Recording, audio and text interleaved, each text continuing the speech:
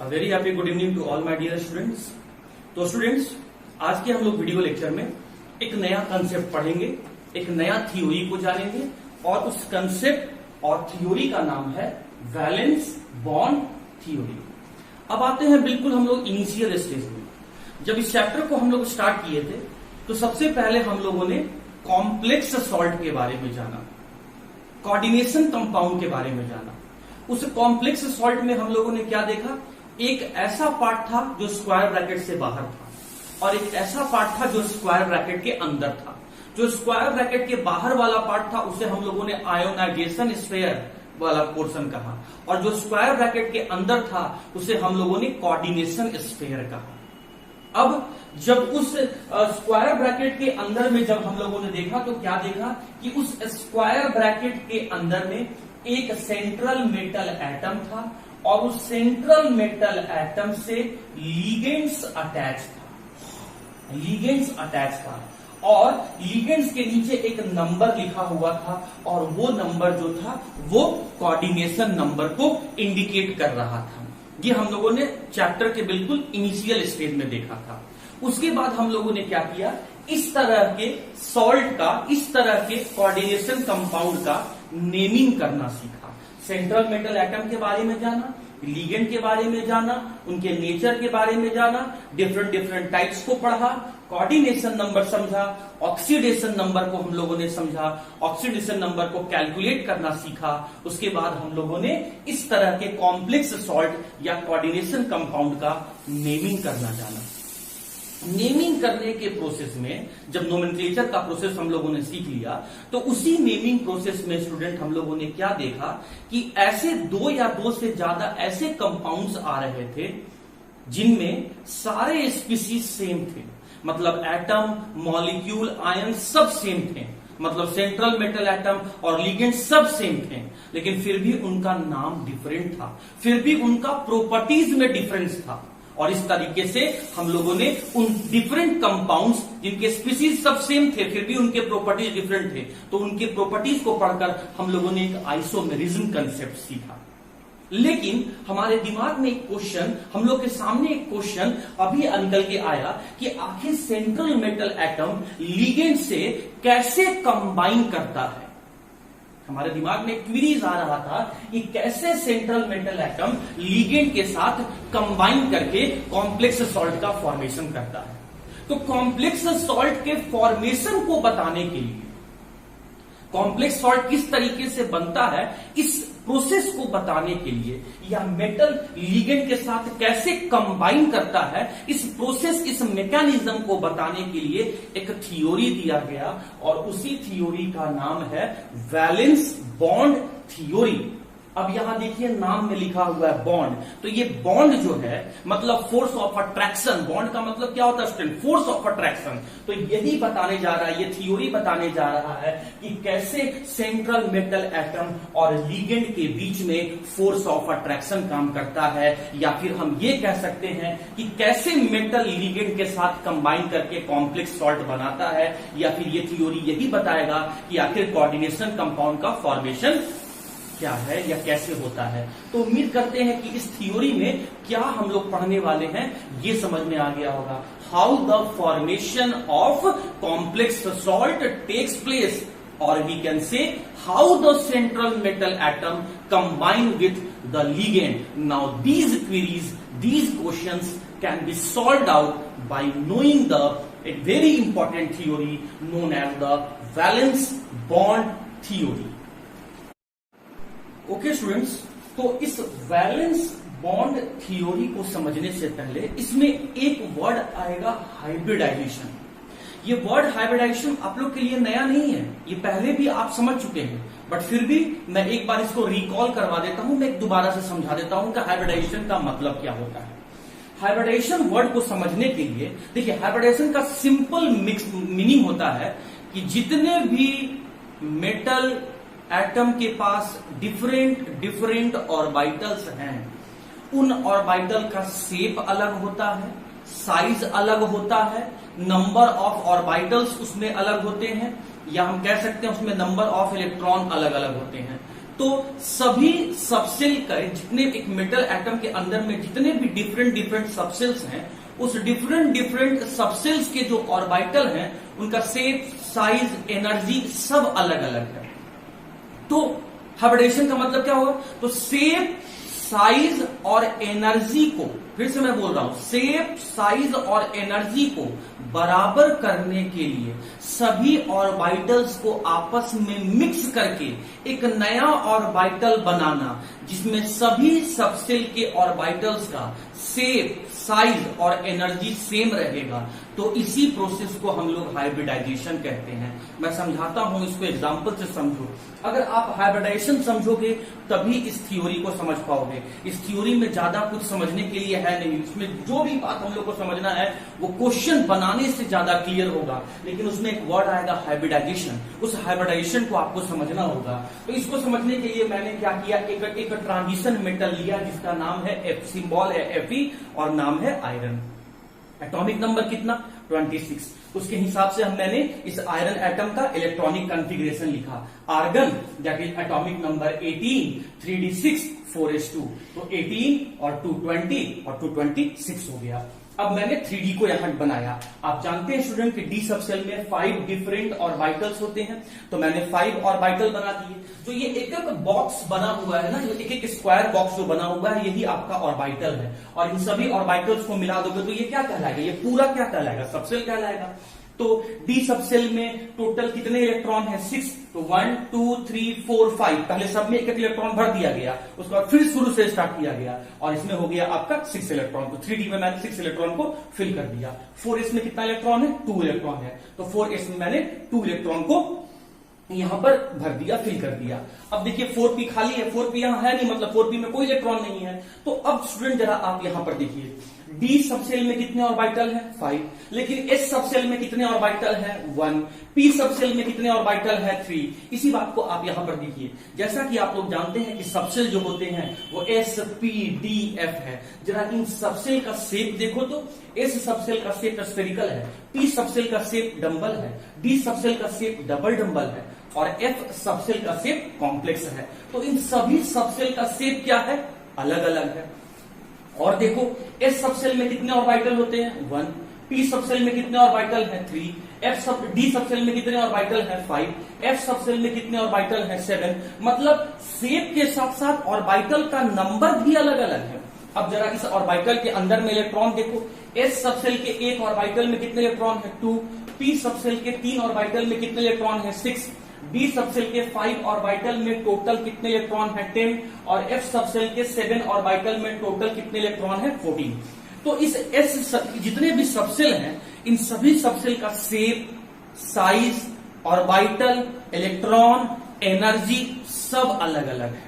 तो फिर मेटल क्या करता है? किसी दूसरे एटम के साथ जब वो कंबाइन करने जाता है, मेटल ही नहीं स्टूडेंट, कोई भी एटम, कोई भी एलिमेंट का कोई भी एटम ले लो, जब वो किसी दूसरे एटम के साथ बॉन्ड बनाने जाता है तो पहले उसके पास जितने भी ऑर्बिटल हैं उन सब को वो मिक्स करके नया ऑर्बिटल बनाता है, जिसमें बने हुए ऑर्बिटल का शेप, साइज, एनर्जी सब सेम रहेगा। तो अलग अलग ऑर्बिटल्स जिनका शेप, साइज, एनर्जी सब अलग अलग है, उनको मिक्स करके एक नया तरह का ऑर्बिटल बनाना, जिसमें बनाए गए नए ऑर्बिटल का शेप, साइज, एनर्जी सब कुछ सेम हो। तो इस प्रोसेस को हम लोग कहते हैं हाइब्रिडाइजेशन। तो कभी भी बॉन्ड बनाने से पहले सबसे पहले होता है हाइब्रिडाइजेशन, सबसे पहले होता है एनर्जी, शेप, साइज और एनर्जी का इक्वल करना, इक्विवेलेंट करना। जैसे स्टूडेंट मैं छोटा सा एग्जांपल से बताता हूं।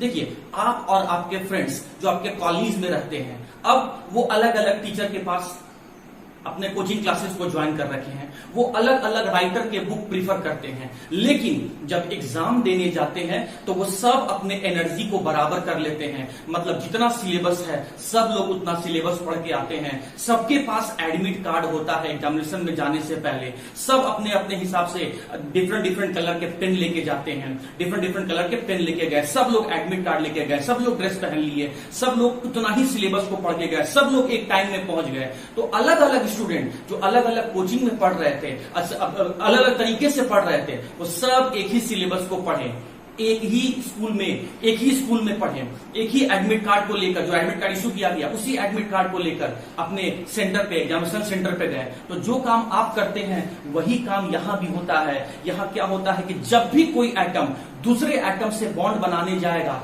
तो पहले वो अपने पास रहने वाले जितने भी डिफरेंट ऑर्बिटल हैं उन सभी ऑर्बिटल का शेप, साइज, एनर्जी को इक्वल करेगा, और इसी प्रोसेस को हम लोग कहते हैं हाइब्रिडाइजेशन। तो यहां भी वही बात है कि जब सेंट्रल मेटल एटम लिगेंड के साथ कंबाइन करके कॉम्प्लेक्स सॉल्ट बनाने जाता है तो पहले वो सेंट्रल मेटल एटम अपने पास डिफरेंट ऑर्बिटल को मिक्स करके एक नया ऑर्बिटल बनाता है, जिसमें बने गए नए ऑर्बिटल का शेप, साइज, एनर्जी सारे के सारे बराबर होते हैं। इस प्रोसेस को हम लोग कहते हैं स्टूडेंट हाइब्रिडाइजेशन।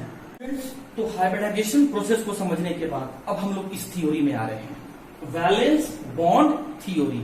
मतलब कुछ ऐसे पॉइंट्स जो हमें बताएगा बॉन्ड के फॉर्मेशन को। किसके बॉन्ड के फॉर्मेशन को?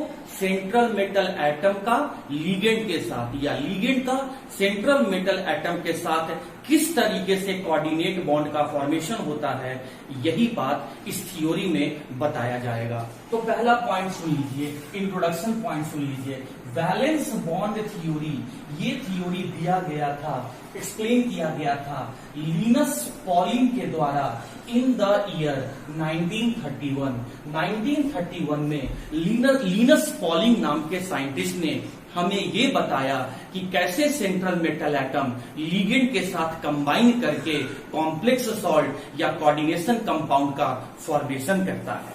इसमें लिनस पॉलिंग का कहना था कि जो सेंट्रल मेटल एटम है, जिसको स्टूडेंट मैं शॉर्ट में लिख रहा हूं central metal atom, central metal atom है, इस सेंट्रल मेटल एटम के वैकेंट ऑर्बिटल मतलब वो ऑर्बिटल जिसमें एक भी इलेक्ट्रॉन नहीं है। जैसे स्टूडेंट मैंने अभी जब आपको हाइब्रिडाइजेशन पढ़ा रहा था उसमें मैंने आपको आयरन का इलेक्ट्रॉनिक कॉन्फ़िगरेशन लिख के मैंने सभी इलेक्ट्रॉन को फिल किया, तो आपने देखा कि 4p में एक भी इलेक्ट्रॉन नहीं था। तो वो सारे ऑर्बिटल कैसे हो गए? वो हो गया वैकेंट ऑर्बिटल।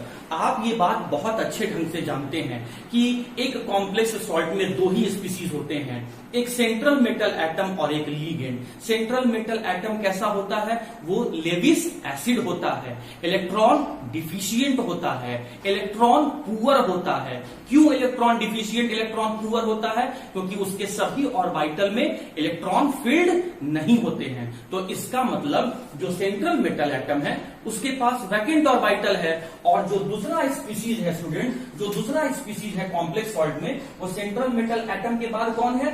वो है लिगेंड्स। और लिगेंड्स क्या करता है? लोन पेयर को डोनेट करता है। मैंने ट्रिक में आपको लिगेंड का डेफिनेशन याद करने का तरीका बताया था। L stand for the lone pair, D stand for the donor. तो लिगेंड क्या करता है? लोन पेयर डोनेट करता है। इलेक्ट्रॉन पेयर, लोन पेयर का मतलब क्या होता है? Unshared electron pair. तो लिगेंड जो है वो सेंट्रल मेटल एटम को अनशेयर्ड इलेक्ट्रॉन पेयर डोनेट करता है। तो आखिर इसके पास जो इलेक्ट्रॉन पेयर होंगे, वो इलेक्ट्रॉन होंगे, वो कहां रह रहे होंगे? वो आपके ऑर्बिटल्स में ही इलेक्ट्रॉन रहते हैं। तो इस लिगेंड्स के पास जो ऑर्बिटल है स्टूडेंट, वो फुलफिल्ड ऑर्बिटल है, फुलफिल्ड ऑर्बिटल है। पहले दो पॉइंट को समझो। एक कॉम्प्लेक्स सॉल्ट में दो ही स्पीसीज है। अगर आप कह रहे हैं कि एक कपल है, तो एक कपल में एक होगा मेल जेंडर और एक होगा फीमेल जेंडर। एग्जैक्टली अगर कॉम्प्लेक्स सॉल्ट है तो कॉम्प्लेक्स सॉल्ट में एक होगा सेंट्रल मेटल एटम और एक होगा लिगेंड। सेंट्रल मेटल एटम के पास वैकेंट ऑर्बिटल और लिगेंड के पास फुलफिल्ड ऑर्बिटल। तो अब होता क्या है कि दोनों ऑर्बिटल ओवरलैप करते हैं। कौन से ऑर्बिटल? सेंट्रल मेटल एटम का वैकेंट ऑर्बिटल और लिगेंड का फुलफिल्ड ऑर्बिटल। दोनों ऑर्बिटल ओवरलैप करते हैं। ओवरलैप करने का मतलब होता है मिक्स करते हैं, कंबाइन करते हैं। और जब वैकेंट ऑर्बिटल और लिगेंड का फुलफिल्ड ऑर्बिटल जब आपस में कंबाइन करता है, तो फिर उस केस में कॉम्प्लेक्स सॉल्ट का फॉर्मेशन होता है। मेरी बात ध्यान से सुनो, central metal atom nature wise कैसे हैं? Lewis acid. ये नेचर वाइज कैसे है? Lewis base. ये कैसा है? Electron deficient. ये कैसा है? Electron efficient. Electron poor, electron rich. तो दोनों अपोजिट नेचर का है। अपोजिट नेचर होने के कारण से दोनों को एक दूसरे से एफिनिटी रहता है। एफिनिटी होने से, लगाव होने से वो दोनों एक दूसरे के पास में आता है।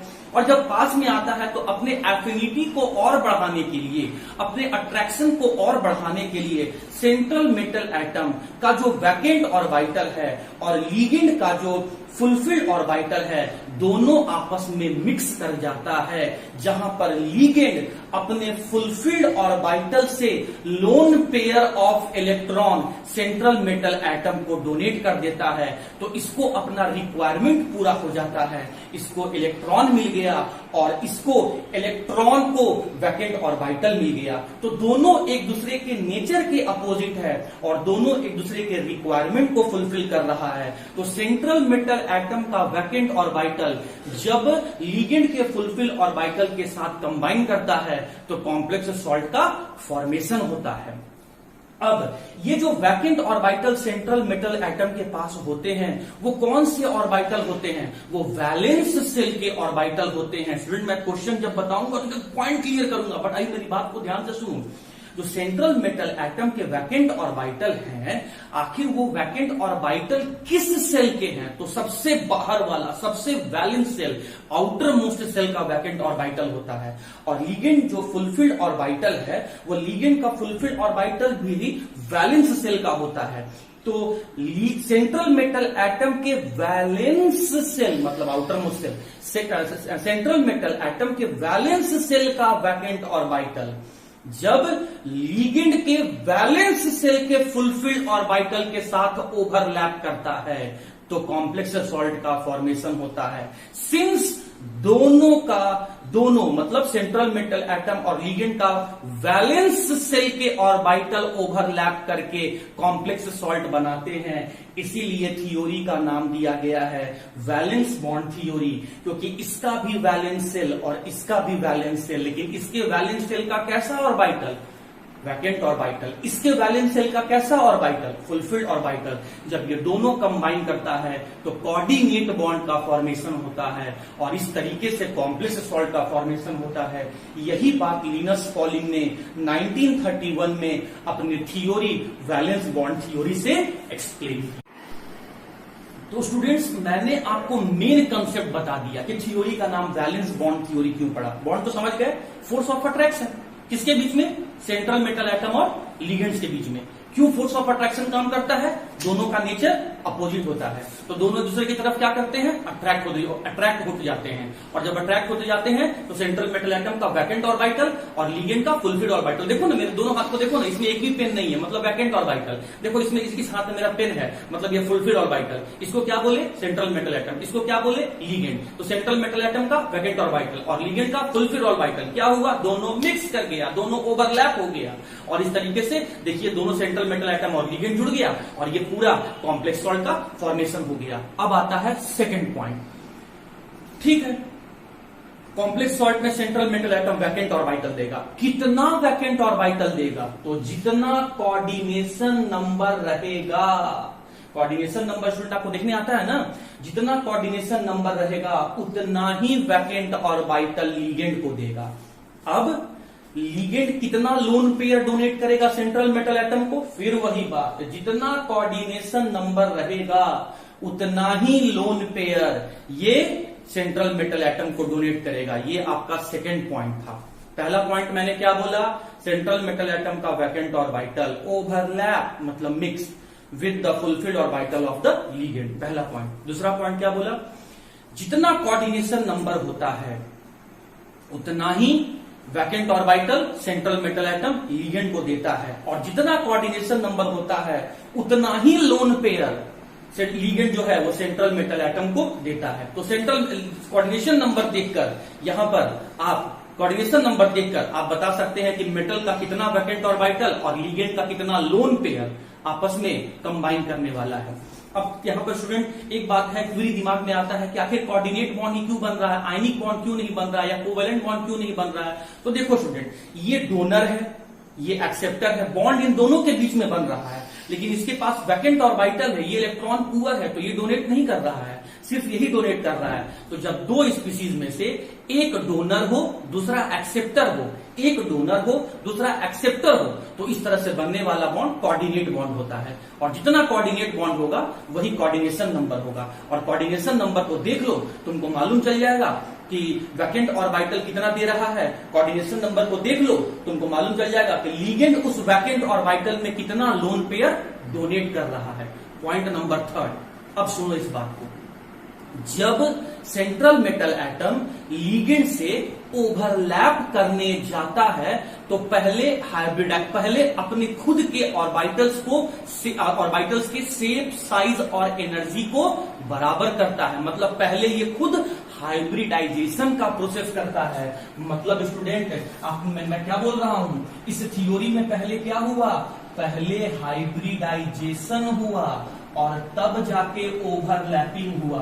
अगर आप ये बात समझ गए तो ये थ्योरी समझ गए। हाइब्रिडाइजेशन का मतलब मैंने क्या बताया कि डिफरेंट ऑर्बिटल को मिक्स करना ताकि उसका शेप, साइज, एनर्जी सब बराबर हो जाए और उसका स्टेबिलिटी बढ़ जाए। इसी प्रोसेस को हाइब्रिडाइजेशन कहते हैं। तो सेंट्रल मेटल एटम लिगेंड से कंबाइन करने से पहले हाइब्रिडाइजेशन करता है। हाइब्रिडाइजेशन करने के बाद वो अपने वैकेंट ऑर्बिटल को लिगेंड के पास लेके जाता है या उससे अट्रैक्ट हो जाता है और फिर अपना सेंट्रल मेटल एटम का वैकेंट ऑर्बिटल और लिगेंड का फुलफिल्ड ऑर्बिटल आपस में कंबाइन कर जाता है और आपका कॉम्प्लेक्स सॉल्ट का फॉर्मेशन हो जाता है। ओके स्टूडेंट्स, अब मैं यहां पर 2 एग्जांपल से अपनी बातों को और क्लियर करता हूं। देख के बताओ इस कॉम्प्लेक्स सॉल्ट में कोऑर्डिनेशन नंबर कितना है? कितना है? 6। गुड। तो कोऑर्डिनेशन नंबर 6 है। इस कोऑर्डिनेशन नंबर 6 का मतलब तुम क्या समझे? 3 पॉइंट कि लिगेंड और सेंट्रल मेटल एटम के बीच में 6 कोऑर्डिनेट बॉन्ड बन रहा है। और वो 6 कोऑर्डिनेट बॉन्ड कैसे बना होगा? उस 6 कोऑर्डिनेट बॉन्ड को बनाने के लिए सेंट्रल मेटल एटम जो है वो 6 वैकेंट ऑर्बिटल डोनेट किया होगा। किसको? 6 वैकेंट ऑर्बिटल दिया होगा लिगेंड को। और सिमिलरली लिगेंड जो है वो 6 fulfilled orbital lone pair donate किया होगा। लोन पेयर डोनेट किया होगा किसको? सेंट्रल मेटल एटम को। तो सेंट्रल मेटल एटम का 6 वैकेंट ऑर्बिटल जब लिगेंड के 6 लोन पेयर कंटेनिंग ऑर्बिटल के साथ जब ओवरलैप किया होगा, कॉम्प्लेक्स सॉल्ट का फॉर्मेशन हुआ होगा। चलो फिर इसमें आ जाओ। सेकंड वाले में आप क्या देख रहे हैं? कोऑर्डिनेशन नंबर कितना है स्टूडेंट? 4। यहां से 3 बात। पहला बात आपको क्या समझ में आया कि 4 कोऑर्डिनेट बॉन्ड बना है कॉपर और अमाइन लिगेंड के बीच में। सेकेंड पॉइंट, इस कॉम्प्लेक्स सॉल्ट को बनाने के लिए जो सेंट्रल मेटल एटम कॉपर है वो कितना? 4 वैकेंट ऑर्बिटल दिया होगा लिगेंड को। 4 वैकेंट ऑर्बिटल लिगेंड को दिया होगा। और सिमिलरली लिगेंड भी जो है वो 4 लोन पेयर जो है वो डोनेट किया होगा सेंट्रल मेटल एटम को। तो लिगेंड का 4 लोन पेयर कंटेनिंग ऑर्बिटल्स जब सेंट्रल मेटल एटम के 4 वैकेंट ऑर्बिटल के साथ ओवरलैप किया होगा, मिक्स किया होगा, तो कॉम्प्लेक्स सॉल्ट का फॉर्मेशन हुआ होगा। और ले देखिए अभी तक मैंने क्या बताया? ओवरलैपिंग किसके बीच में? Valence shell of central metal atom and valence shell vacant orbital of central metal atom and valence shell fulfilled orbital of ligands. और इसीलिए इस थ्योरी का नाम पड़ा वैलेंस बॉन्ड थ्योरी, क्योंकि दोनों सेंट्रल मेटल एटम और लिगेंड का वैलेंस सेल ही आपस में कंबाइन या मिक्स या ओवरलैप कर रहा है, इसीलिए वैलेंस बॉन्ड थ्योरी कहा गया। लेकिन इस ओवरलैपिंग से पहले सेंट्रल मेटल एटम का हाइब्रिडाइजेशन होता है। तो पहला पॉइंट ये हो गया। अगर आप इन दोनों बात को समझ गए होंगे तो अभी तक मैंने एक ही पॉइंट बताया है। और दूसरा पॉइंट बताया कि कोऑर्डिनेशन नंबर को देखकर आप क्लियरली बता सकते हो कि कितना वैकेंट ऑर्बिटल और कितना लोन पेयर वाला ऑर्बिटल आपस में मिक्स कर रहा है। ओके स्टूडेंट्स, तो वैलेंस बॉन्ड थ्योरी क्यों नाम पड़ा ये मैंने बता दिया, क्यों वैलेंस वर्ड यूज किया, क्यों बॉन्ड वर्ड यूज किया गया ये बता दिया, और अभी तक मैंने क्या बताया, हाइब्रिडाइजेशन और ओवरलैपिंग। अब देखो हाइब्रिडाइजेशन का मैंने क्या बताया कि मेटल एटम का डिफरेंट जितने भी ऑर्बिटल्स हैं वो अपने शेप साइज एनर्जी को बराबर करने के लिए मिक्स कर रहे हैं। तो हाइब्रिडाइजेशन का क्या क्या पॉसिबिलिटीज है वो मैं बताने जा रहा हूं। कहां से मैं स्टार्ट कर रहा हूं, कोऑर्डिनेशन नंबर 2 से। 1 से क्यों नहीं स्टार्ट किया, अरे जब आप कोई चीज को मिक्स करोगे तो मिक्स करने के लिए तो मिनिमम 2 कंपोनेंट होना चाहिए ना। उसी तरीके से जब आप डिफरेंट ऑर्बिटल को मिक्स कर रहे हो तो वर्ड मिक्स वर्ड यूज करने के लिए तो कम से कम तो 2 ऑर्बिटल होना चाहिए। इसीलिए कोऑर्डिनेशन नंबर 2 से स्टार्ट किए हैं, 1 से नहीं स्टार्ट किए हैं। अगर कहीं आपको कोऑर्डिनेशन नंबर 2 दिखे तो आप समझ लेना एक s का ऑर्बिटल और एक p का ऑर्बिटल मिक्स किया है। तो कोऑर्डिनेशन नंबर 2 देखते ही आप क्या बोलोगे, हाइब्रिडाइजेशन sp, और sp अगर रहेगा तो उस कॉम्प्लेक्स सॉल्ट का शेप क्या हो जाएगा, लीनियर। अच्छा, मैं कह रहा हूं कि 3 ऑर्बिटल को मैंने मिक्स किया है, 1 2 और फिर 3, 3 ऑर्बिटल को मैंने मिक्स किया है शेप साइज एनर्जी बराबर करने के लिए। तो वो 3 ऑर्बिटल मैं कौन कौन सा लिया होगा, एक s का लिए होंगे हम लोग और 2 p का लिए होंगे। तो शेप अच्छा, इस और हाइब्रिडाइजेशन करने के बाद जब वो लिगेंड के साथ कंबाइन किया होगा, ओवरलैप किया होगा, तो मॉलिक्यूल का शेप क्या रहा होगा, ट्राइगोनल प्लेनर। ये चार्ट याद करना बहुत जरूरी है। अब देखो स्टूडेंट, 4, 5 और 6 बहुत इंपॉर्टेंट है, खासकर 4 और 6 तुम्हारे सिलेबस में, तुम्हारे कॉम्पिटिटिव एग्जाम में, तुम्हारे एकेडमिक एग्जाम में 4 और 6 वाला ही बार बार पूछा जाता है। अगर कोऑर्डिनेशन नंबर 4 है तो उसका 2 पॉसिबिलिटी है, sp3 और dsp2। sp3 का मतलब है एक s का ऑर्बिटल और 3 p का ऑर्बिटल मिक्स किया है, या फिर एक d का ऑर्बिटल, एक s का ऑर्बिटल और 2 p का ऑर्बिटल। सर ये d बाहर लिखा हुआ है वो क्या है, जैसे स्टूडेंट मान लो मैंने यहां पर कोई भी ट्रांजिशन मेटल लिया, तो कोई भी ट्रांजिशन मेटल लिया, मान लो 3D सीरीज का लिए हैं, तो 3D सीरीज का कोई भी ट्रांजिशन मेटल लोगे तो उसके लिए इनर्ट गैस तो आपका आर्गन आएगा, फिर 3D आएगा, फिर ये 4s आएगा। तो ये जो 4s है स्टूडेंट, ये तो वैलेंस सेल है और ये इनर सेल है। तो ये जो अगर पहले D लिखा हुआ है तो आपको समझना है कि इनर सेल का है, और अगर बाद में D लिखा हुआ है तो आपको समझना है वो वैलेंस सेल का है या आउटर सेल का है। तो पहले D लिखा हुआ है मतलब इनर सेल का D, आउटर सेल का एक S और आउटर सेल का 2p। जब ये 4 ऑर्बिटल आपस में कंबाइन कर रहे हैं तो हाइब्रिडाइजेशन dsp2 हो रहा है।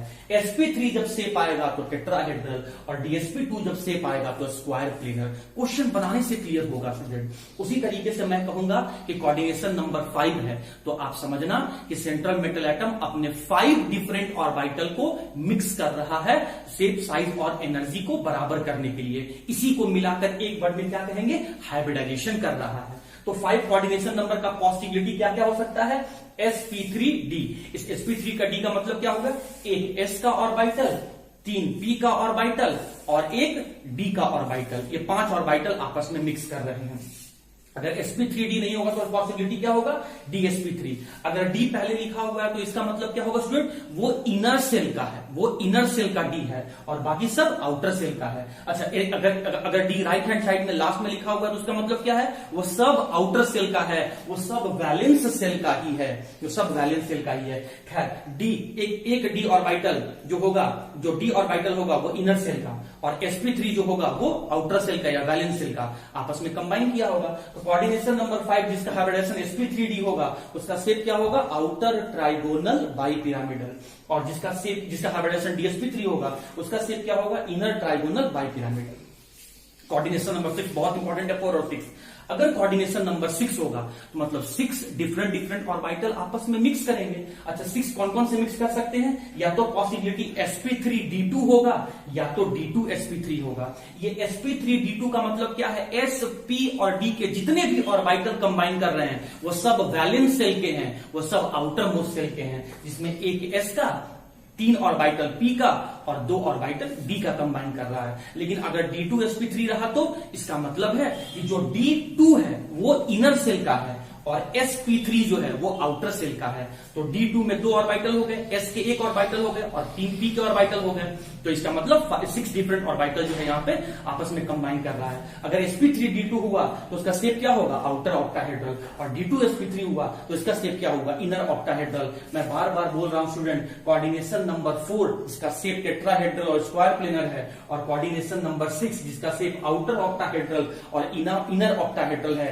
ये दो को आप बिल्कुल याद करके रखें। और सीधा सीधा बात है कि यहां पर पहले होता है हाइब्रिडाइजेशन और होता है ओवरलैपिंग। हाइब्रिडाइजेशन किसका होता है, सेंट्रल मेटल एटम अपने खुद के डिफरेंट ऑर्बिटल्स को मिलाकर एक नया ऑर्बिटल बनाता है जिसका शेप साइज एनर्जी बराबर होता है। फिर उस हाइब्रिड ऑर्बिटल को ले जाकर, उस हाइब्रिड वैकेंट ऑर्बिटल को ले जाकर लिगेंड के फुलफिल्ड ऑर्बिटल के साथ मिक्स कर देता है, ओवरलैप कर देता है, और इस तरीके से कॉम्प्लेक्स सॉल्ट का फॉर्मेशन होता है। और सेंट्रल मेटल एटम और लिगेंड के जो भी ऑर्बिटल आपस में मिक्स कर रहे हैं वो वैलेंस सेल के हैं। इसीलिए कह रहा है कि जब वैलेंस सेल के ऑर्बिटल ओवरलैप करते हैं तो बॉन्ड बनता है। इसीलिए थ्योरी का नाम लिनस पॉलिंग ने वैलेंस बॉन्ड थ्योरी दिया है।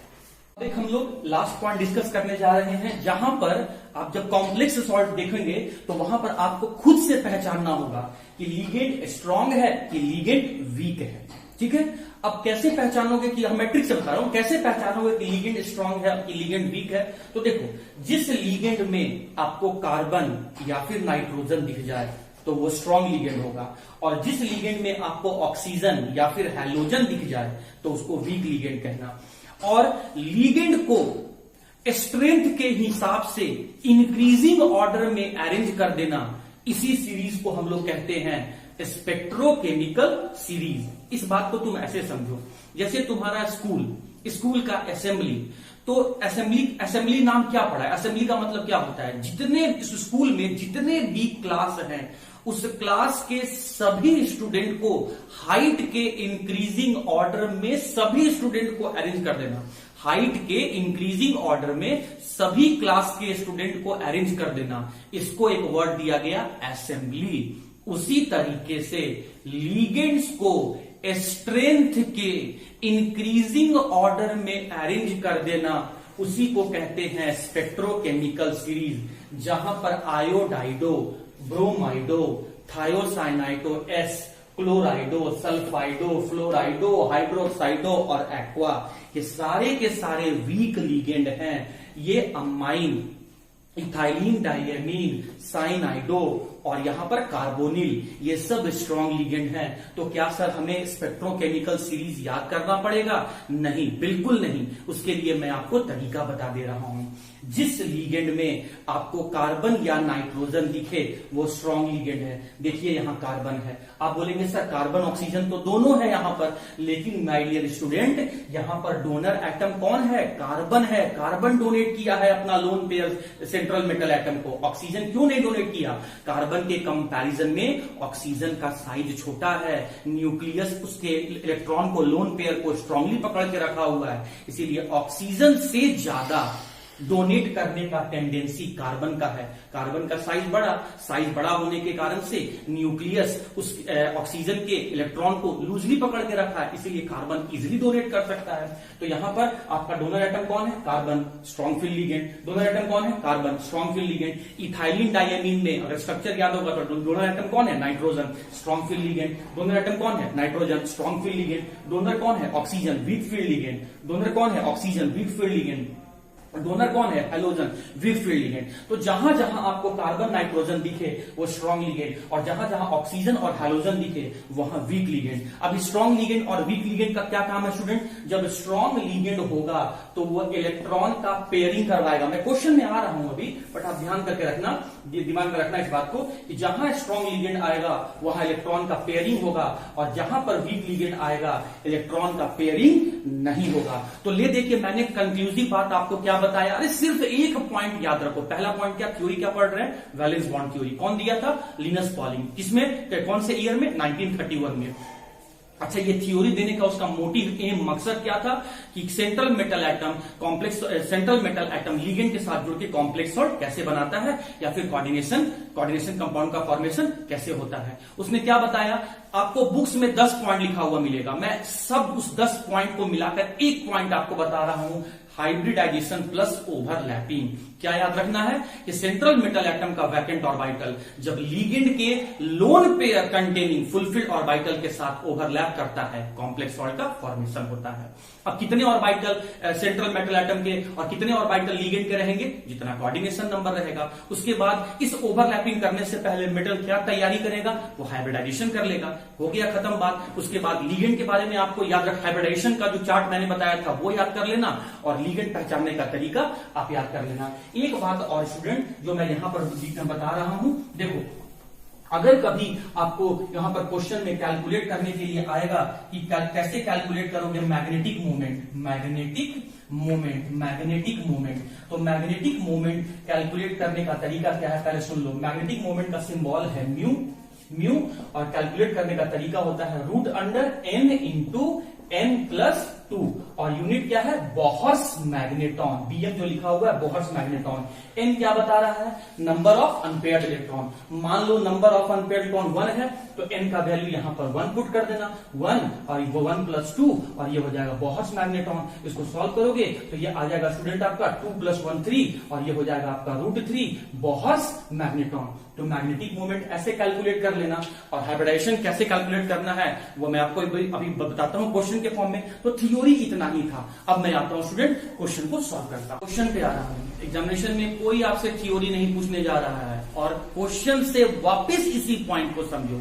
इस क्वेश्चन में टोटल आपको 5 कैलकुलेट करवाया जाता है, 5 टर्म्स कैलकुलेट करवाया जाता है। क्या क्या कैलकुलेट करवाएगा, क्या क्या क्वेश्चन पूछ सकता है? कोई भी एक कॉम्प्लेक्स सॉल्व देगा, उसमें पूछेगा हाइब्रिडाइजेशन बताओ, जियोमेट्री बताओ, उस कॉम्प्लेक्स का नेचर बताओ, मैग्नेटिक नेचर बताओ और मैग्नेटिक मोमेंट बताओ। बस यही 5 चीज आपसे पूछता है स्टूडेंट। तो आइए कैलकुलेट करते हैं। मैं क्वेश्चंस को 2 पार्ट में 2 केस में आपको समझा रहा हूं। एक ऐसा केस लूंगा जिसमें कोऑर्डिनेशन नंबर 4 होगा और दूसरे केस में मैं ऐसा स्टडी करूंगा जिसमें कोऑर्डिनेशन नंबर 6 होगा। अभी आप देख के बताओ कोऑर्डिनेशन नंबर कितना है? 4 वाला। तो मैं 4 वाला एग्जांपल आज डिस्कस कर देता हूं, 6 वाला एग्जांपल कल डिस्कस करूंगा। स्टूडेंट आप प्रैक्टिस करो, मैं बना दूंगा, कोई बहुत बड़ी बात नहीं है। आप अगर बनाओगे ना तो मेरा भी कॉन्फिडेंस बढ़ेगा, आपके साथ साथ मेरा भी कॉन्फिडेंस बढ़ेगा। और मैं आप लोग को एक बात बता देना चाहता हूं स्टूडेंट कि आपने रिजल्ट देखा, इस बार भी मेंटोरियंस ही इस हजारीबाग में हाईएस्ट नंबर थ्योरी में भी लेके आया और प्रैक्टिकल में भी लेके आया। आप भी कर सकते हैं स्टूडेंट, आप भी हिस्ट्री बना सकते हैं। बस अपने कॉन्फिडेंस को लूज मत होने देना और साथ ही साथ घर में बैठ के मैक्सिमम टाइम पढ़ने का कोशिश करो। कोई भी डाउट्स हो आप बिल्कुल हमसे पूछ सकते हैं, मैं हेल्प करने के लिए बिल्कुल आपके साथ हूं। आइए क्वेश्चंस पे आते हैं। अभी मुझे एक कॉम्प्लेक्स सॉल्व दे दिया गया और बोला गया ये 5 टर्म्स आप बताइए। सबसे पहले मैं क्या करूंगा, सबसे पहले मैं शॉर्ट में लिख रहा हूं, आप उतारना नहीं, मैं सारा चीज आपके नोट्स में लिख के दे दिया हूं। आप समझो मैं क्वेश्चन को कैसे सॉल्व कर रहा हूं। मैं सबसे पहले ऑक्सीडेशन स्टेट निकालूंगा सेंट्रल मेटल एटम का। मैं शॉर्ट में लिखा हूं आपको समझाने के लिए, आप एग्जाम में ऐसे मत लिखना। ऑक्सीडेशन स्टेट मैं निकल का निकालूंगा। तो स्टूडेंट जब आप निकल का यहां पर ऑक्सीडेशन स्टेट निकालेंगे तो ये +2 आएगा। उम्मीद है आपको ऑक्सीडेशन स्टेट निकालने आता है। उसके बाद मैं क्या करूंगा, कोऑर्डिनेशन नंबर लिखूंगा। किसका? जो कॉम्प्लेक्स का। कोऑर्डिनेशन नंबर कितना है स्टूडेंट? कोऑर्डिनेशन नंबर 4 है। अब इसी ऑक्सीडेशन नंबर की हेल्प से मैं इलेक्ट्रॉनिक कॉन्फ़िगरेशन लिखने जा रहा हूं। Electronic configuration of nickel. लेकिन निकेल ये न्यूट्रल फॉर्म में नहीं है, निकेल +2 स्टेज में है, डाईवैलेंट स्टेज में है, डाईवैलेंट स्टेज में है। तो पहले मैं क्या कर रहा हूं, रफ में निकेल का ग्राउंड स्टेट में, इसको आप कह सकते हैं जब ये न्यूट्रल स्टेट में है तो ग्राउंड स्टेट कह सकते हैं आप। तो ग्राउंड स्टेट में मैं निकेल का इलेक्ट्रॉनिक कॉन्फ़िगरेशन लिखने जा रहा हूं। जैसा कि हम लोग जानते हैं, as we are familiar that nickel atom has the atomic number 28। तो इलेक्ट्रॉनिक कॉन्फ़िगरेशन कैसे लिखेंगे, आर्गन आर्गन 3d और 4s, आर्गन 4s2 और 3d 18 और 2 20 और ये कितना हो गया 8 28 हो गया। लेकिन ग्राउंड स्टेट में नहीं है, वो डाईवैलेंट स्टेज में है, मतलब 2 इलेक्ट्रॉन को लूज करवाना है। तो कहां से पहले लूज करवाएंगे, वैलेंस सेल से, आउटर मोस्ट सेल से। कैसे पहचानेंगे, उस सेल का वैल्यू सबसे बड़ा होगा। तो 3 और 4 में से बड़ा वैल्यू कौन सा है, 4। तो पहले इसमें से निकालो, कितना तुमको रिमूव करना है 2, ये दोनों इसी से रिमूव हो जाएगा। तो यहां हो गया स्टूडेंट आपका 0। अब जो इलेक्ट्रॉनिक कॉन्फ़िगरेशन आपने लिखा उसके अकॉर्डिंग आप यहाँ ऑर्बिटल्स को दिखाओ। तो मैं 3d और 4s के ऑर्बिटल को दिखाऊंगा। तो हम लोग जानते हैं स्टूडेंट कि डी सब सेल में 5 ऑर्बिटल होते हैं, 1 orbital, second orbital, third orbital, fourth orbital और फिफ्थ ऑर्बिटल। ये सभी 5 डिफरेंट ऑर्बिटल्स किसके हैं? 3d के हैं। उसके बाद क्या है स्टूडेंट? 4s है, और मैं यहाँ पर 4p भी मान ले रहा हूं। आप 4d भी मान सकते हैं। चलिए मैं 4p मान लेता हूं। अब क्या करूंगा? इलेक्ट्रॉन को भरूंगा। 3d में कितना इलेक्ट्रॉन है? 8 इलेक्ट्रॉन है। तो 8 इलेक्ट्रॉन पहले कैसे भरेंगे? पहले सभी ऑर्बिटल में एक एक इलेक्ट्रॉन। तो स्टूडेंट मैंने क्या किया, इस डी सबसेल में जो 8 इलेक्ट्रॉन है उन सभी 8 इलेक्ट्रॉन को मैं फिल करने जा रहा हूं। कैसे फिल किया? पहले सभी ऑर्बिटल में मैंने एक एक इलेक्ट्रॉन फिल किया, सेम स्पीड। देखिए सभी का मुंडी एरो का जो हेड है सभी का एक डायरेक्शन में है। 5 हो गया। अब मैं फिर स्टार्टिंग से पेयरिंग करना शुरू करूंगा। 6, लेकिन अपोजिट स्पिन के साथ 6, 7 और 8 हो गया। 4s में तो एक भी इलेक्ट्रॉन नहीं है, छोड़ दिया, और 4p में भी एक भी इलेक्ट्रॉन नहीं है, तो कोई भी मैंने नहीं भरा। अब सेंट्रल मेटल एटम क्या देता है? अपना वैकेंट ऑर्बिटल। क्या ये 2 ऑर्बिटल डोनेट कर सकता है? ये तो पूरे तरीके से फुलफिल्ड नहीं है, ये पूरे तरीके से भरे हुए नहीं है, लेकिन फिर भी ये डोनेट नहीं करेगा। सेंट्रल मेटल एटम किस तरह का ऑर्बिटल देता है? Vacant, completely empty vacant orbital. तो कितना वैकेंट ऑर्बिटल डोनेट करने वाला है? 4। जितना कोऑर्डिनेशन नंबर है उतना ही। तो ये दोनों तो नहीं डोनेट कर सकता है, तो फिर यहां से 1, 2, 3 और 4। तो ये 4 वैकेंट ऑर्बिटल जो है वो सेंट्रल मेटल एटम लिगेंड को डोनेट करेगा। लिगेंड क्या है यहाँ पर? क्लोराइडो। तो इस वैकेंट ऑर्बिटल के मैं सामने लिख रहा हूं क्लोराइडो। कितना क्लोराइडो लिगेंड है? 4। तो 4 क्लोराइडो लिगेंड मैं 4 वैकेंट ऑर्बिटल के सामने लिखा। और लिगेंड क्या डोनेट करता है? Lone pair. लिगेंड क्या डोनेट करता है स्टूडेंट? Lone pair. और कितना लोन पेयर डोनेट करेगा? कितना कोऑर्डिनेशन नंबर है उतना ही। सेंट्रल मेटल एटम जो आयरन है वो क्या देगा? Vacant orbital. कितना वैकेंट ऑर्बिटल देगा? जितना कोऑर्डिनेशन नंबर है। तो वो 4 कोऑर्डिनेशन नंबर के अकॉर्डिंग 4 वैकेंट ऑर्बिटल देने के लिए तैयार है। लिगेंड कितना है? 4। और लिगेंड क्या देता है? Lone pair. कितना लोन पेयर देगा? वो 4 लोन पेयर देगा। तो 1, 2, 3, 4 क्लोराइडो जो है वो 4 लोन पेयर देने के लिए तैयार है। तो अब देखिए, अब ये डोनर है, ये एक्सेप्टर है, ये डोनर है, ये एक्सेप्टर है, ये डोनर है, ये एक्सेप्टर है, ये डोनर है, ये एक्सेप्टर है। और जब डोनर और एक्सेप्टर हो तो उसके बीच में कौन सा बॉन्ड बनता है? Coordinate bond. मैंने कितना एरो बनाया है? 4। मैंने कितना कोऑर्डिनेट बॉन्ड बनाया है? 4। क्यों? कोऑर्डिनेशन नंबर 4 है। अब क्या होगा स्टूडेंट? सेंट्रल मेटल एटम का वैकेंट ऑर्बिटल और लिगेंड का वो ऑर्बिटल जिसमें लोन पेयर था। तो सेंट्रल मेटल एटम का वैकेंट ऑर्बिटल और लिगेंड का lone pair containing orbital, lone pair रखने वाला ऑर्बिटल, दोनों क्या होगा? दोनों आपस में ओवरलैप होगा। दोनों आपस में ओवरलैप हुआ। अब हमसे क्वेश्चन क्या पूछा गया? अब हमसे जो क्वेश्चन पूछा गया स्टूडेंट, तो 5 क्वेश्चन को सॉल्व करना है। मैं ऊपर वाला स्पेस को मिटा दे रहा हूं। अब आप ध्यान से देखते चलना, अब आप ध्यान से देखना, ऊपर वाले का काम हो गया है। मुझसे क्या पूछा गया? मुझसे पूछा गया हाइब्रिडाइजेशन। तो हाइब्रिडाइजेशन में क्या लिख रहा हूं? यहाँ पर कौन कौन सा ऑर्बिटल मिक्स हुआ है? एक s का और 3 p का। तो हाइब्रिडाइजेशन यहाँ पर क्या हो गया स्टूडेंट? हाइब्रिडाइजेशन हो गया sp3। हाइब्रिडाइजेशन क्या हो गया? sp3। आगे देखते हैं, ध्यान से देखिएगा। यहाँ पर हमसे पहला क्वेश्चन पूछा गया कि हाइब्रिडाइजेशन क्या है। तो हाइब्रिडाइजेशन में देखो कौन कौन सा ऑर्बिटल मिक्स किया है? एक s का और 3 p का। तो ये हो गया हाइब्रिडाइजेशन sp3। और अगर हाइब्रिडाइजेशन sp3 है तो जियोमेट्री क्या हो जाएगा? टेट्राहेड्रल। अब नेचर ऑफ कॉम्प्लेक्स बताना है। अब बताइए, ये जो हाइब्रिडाइजेशन में जो ऑर्बिटल पार्टिसिपेट किए हैं या लिगेंड के साथ जो ऑर्बिटल ओवरलैप किए हैं, वो आउटर ऑर्बिटल है कि इनर ऑर्बिटल है? आउटर सेल के हैं कि इनर सेल के हैं? थर्ड सेल के तो कोई भी लिगेंड के साथ ओवरलैप नहीं किए। फोर्थ सेल का ही ऑर्बिटल लिगेंड के ऑर्बिटल के साथ ओवरलैप कर रहा है। तो इसका मतलब फोर्थ सेल तो आउटर मोस्ट सेल है। तो इसका मतलब जो नेचर ऑफ कॉम्प्लेक्स होगा वो होगा आउटर ऑर्बिटल कॉम्प्लेक्स। आउटर क्यों बोला गया?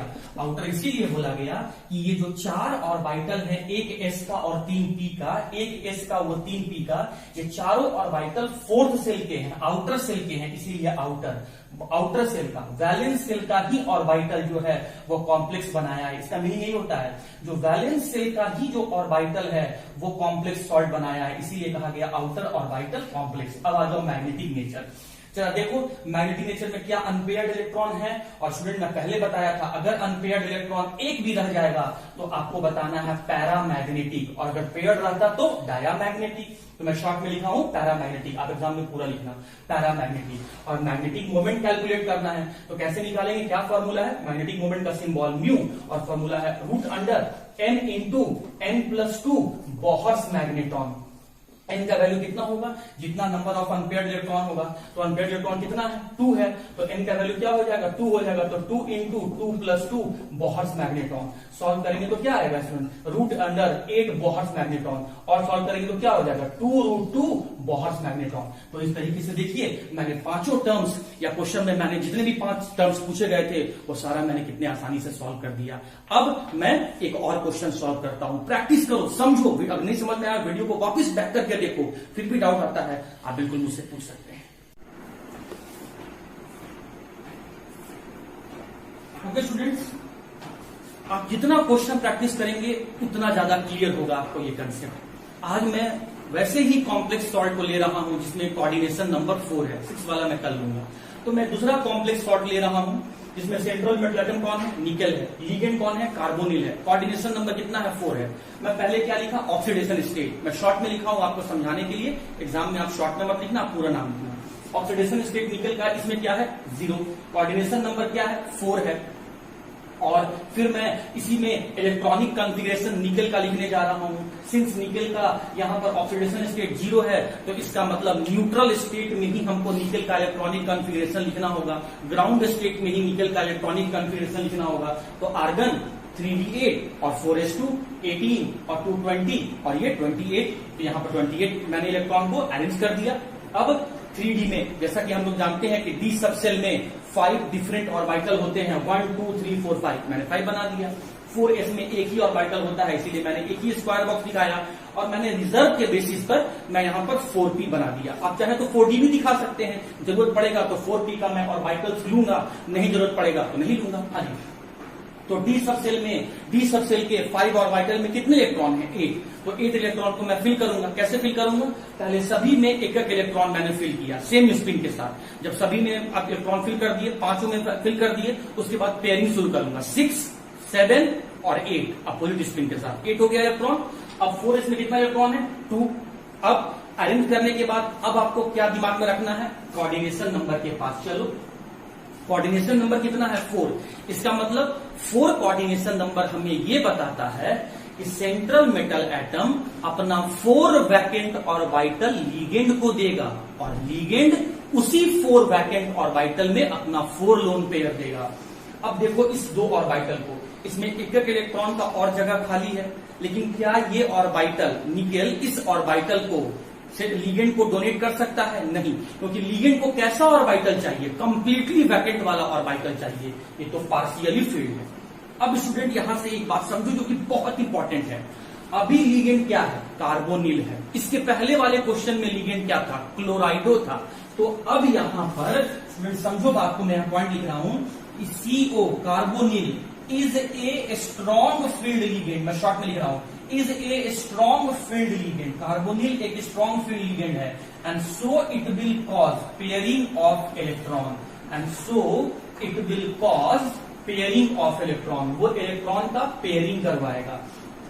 वीक फील्ड लिगेंड जो है वो इलेक्ट्रॉन का पेयरिंग नहीं करवाएगा, स्ट्रॉन्ग फील्ड लिगेंड ही आपका इलेक्ट्रॉन का पेयरिंग करवाएगा। अब पेयरिंग कैसे करवा रहा है, इसमें एक एक इलेक्ट्रॉन का जगह खाली है, तो वो क्या करेगा कि जो 4s में जो 2 इलेक्ट्रॉन है उसको 3d में ट्रांसफर करेगा। एक इलेक्ट्रॉन इस वाले 3d में, और जो बचा हुआ एक इलेक्ट्रॉन है वो फिर इस वाले 3d ऑर्बिटल में शिफ्ट कर दिया। तो देखिए ये यहाँ पर पेयर्ड हो गया, इसी मैंने जो 2 इलेक्ट्रॉन था उस d के ऑर्बिटल में मैं यहाँ पे ट्रांसफर कर दिया, पेयरिंग हो गया। अब इस तरीके से ये जो ऑर्बिटल है ये कंप्लीटली देख सकते हैं स्टूडेंट कि आपका वैकेंट हो गया, 2 इलेक्ट्रॉन जब ट्रांसफर हो गया तो ये कंप्लीटली वैकेंट हो गया। तो 1 ये वैकेंट वाला 1 2 3 और 4।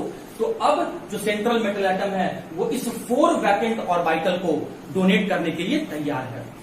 इस 4 वैकेंट ऑर्बिटल के सामने लीगेंड आया, कौन लीगेंड है, कार्बोनिल है, कितना है 4, तो 4 कार्बोनिल आया अपने लोन पेयर के साथ। तो लीगेंड का जो लोन पेयर है, लीगेंड का जो लोन पेयर कंटेनिंग ऑर्बिटल है और सेंट्रल मेटल एटम का जो वैकेंट ऑर्बिटल है, मैं फिर से बोल रहा हूं, लीगेंड का लोन पेयर रखने वाला ऑर्बिटल और सेंट्रल मेटल एटम का वैकेंट ऑर्बिटल दोनों आपस में मिक्स करेगा। लीगेंड यहां पर डोनर है और सेंट्रल मेटल एक्सेप्टर है, और डोनर एक्सेप्टर के बीच में कौन सा बॉन्ड बनता है? Coordinate bond. तो देखिए यहां पर कोऑर्डिनेट बना, देखिए यहां भी कोऑर्डिनेट बॉन्ड बना, यहां भी कोऑर्डिनेट बॉन्ड और यहां भी कोऑर्डिनेट बॉन्ड। सबसे पहले मुझे क्वेश्चन में क्या पूछा गया? हाइब्रिडाइजेशन। अब मैं थोड़ा सा ऊपर वाला को मिटा रहा हूं ताकि मैं यहां आपको समझा सकूं। अब देखो यहां पर ध्यान से देखना, देखो चलो, अब आपसे पूछा गया कि हाइब्रिडेशन बताओ, मतलब कौन कौन सा ऑर्बिटल मिक्स किया है। तो ये भी सारे ऑर्बिटल मिक्स किए हैं। तो ये कौन कौन सा ऑर्बिटल है? एक एस का है और 3 पी का है। तो हाइब्रिडेशन क्या हो गया यहाँ पे? हाइब्रिडेशन आप देख सकते हैं स्टूडेंट, यहाँ पे हाइब्रिडेशन जो हो गया, ये हो गया हाइब्रिडेशन आपका sp3, एक एस का और 3 पी का, ये 4s का है ना, और ये वाला आपका 4 पी का है ना। तो एक एस का और 3 पी का ऑर्बिटल मिक्स किया है, तो हाइब्रिडेशन क्या हो गया? sp3। जियोमेट्री क्या हो गया? sp3 का आप जो हाइब्रिडेशन का शेप क्या, ज्योमेट्री क्या निकल के आता है? मैंने बताया था आपको, टेट्राहेड्रल। अब आया कॉम्प्लेक्स का नेचर। तो आप देख के बताओ कि इस कॉम्प्लेक्स को बनाने के लिए, जो कॉम्प्लेक्स सॉल्ट मैंने यहां पर लिया था, इस कॉम्प्लेक्स सॉल्ट को बनाने के लिए जो ऑर्बिटल्स इन्वॉल्व हुए हैं वो आउटर सेल के हैं कि इनर सेल के हैं? 3D के तो एक भी ऑर्बिटल ओवरलैप नहीं किए हैं। किसके ऑर्बिटल ओवरलैप किए हैं? 4s और 4p के। लीगेंड के साथ कौन से, किस ऑर्बिटल, कौन कौन से ऑर्बिटल मिक्स हुए हैं? 4s के और 4p के नहीं।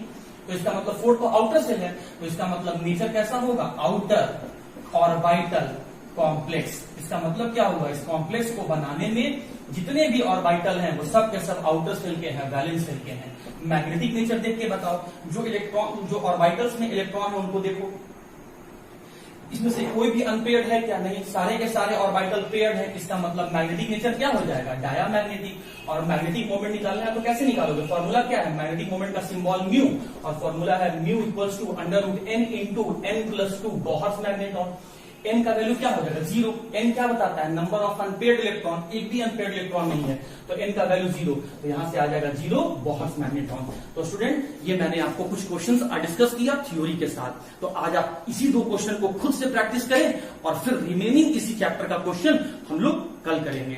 कल मैं वीडियोस के थ्रू एक और इंपॉर्टेंट मैसेज आपको दूंगा, ये मैं आपको कल ही बताऊंगा कि मैं क्या इंपॉर्टेंट मैसेज आपको देने वाला हूं।